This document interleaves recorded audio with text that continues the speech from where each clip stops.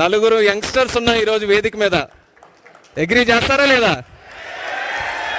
నలుగురు యంగ్స్టర్స్, అందరిలో కూడా విజన్లో యంగెస్ట్ ఎవరైనా ఉన్నారంటే చంద్రబాబు నాయుడు గారు. నేను ఎప్పుడు కూడా చెప్తుంటాను, మా నమ్మకం అంతా ఒక్కటే, the one and only man Chandrababu Naidu గారు. ఆ వ్యక్తి రాజకీయాలు ఎప్పుడు మొదలుపెట్టారో తెలుసా? 1978లో. 78లో ఆ లిస్టు తీసుకోండి.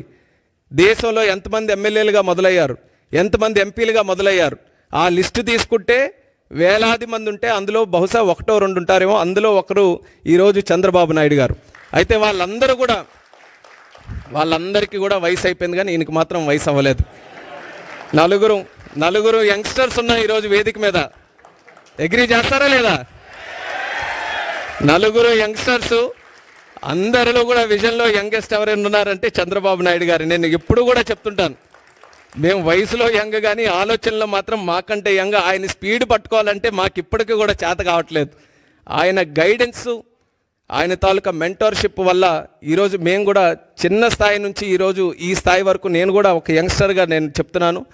నాన్నగారు చనిపోయిన తర్వాత ఒక కుటుంబ పెద్దల ఆయన దగ్గర చేర్చుకొని ఈరోజు మూడోసారి కూడా ఎంపీ గెలవడానికి ఒక మంచి మెంటర్షిప్తో మాలాంటి నాయకుల్ని మళ్ళీ పార్టీలో తయారు చేస్తూ ఈరోజు రాష్ట్రానికి అందిస్తున్నారంటే అది ఆయన తాలూకా దూరదృష్టికి, ఆయనకి ఈ జాతి మీద ఉన్నటువంటి కమిట్మెంట్కి అది ఒక చిత్తశుద్ధి అనేది కూడా ఈ సందర్భంగా తెలియజేస్తున్నాను. టుడే ఆయనతో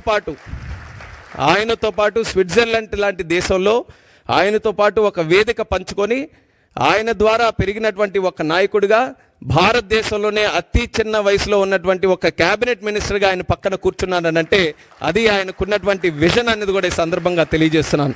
ఆ విజన్ ఈరోజు నేను ఏ రకంగా అయితే ఆయన నమ్మి ఆయన తాలూకు ఆలోచనలకు అనుగుణంగా ముందుకు నడిచానో మీ అందరికీ కూడా అదే తెలియజేసుకుంటున్నాను. ఆయన ఆలోచనలు కానీ మీరు స్వీకరించి ఆయన ఏ మాటలైతే మన కోసం చెప్తున్నారో అవి అంగీకరిస్తూ దాని వైపు మనం అడుగులు వేస్తే మీరు కూడా ఎక్స్ట్రాడినరీ రిజల్ట్స్ మీరు అందరూ కూడా మీ తాలూకా ప్రొఫెషన్లో మీ జీవితంలో ఖచ్చితంగా సాధిస్తారు.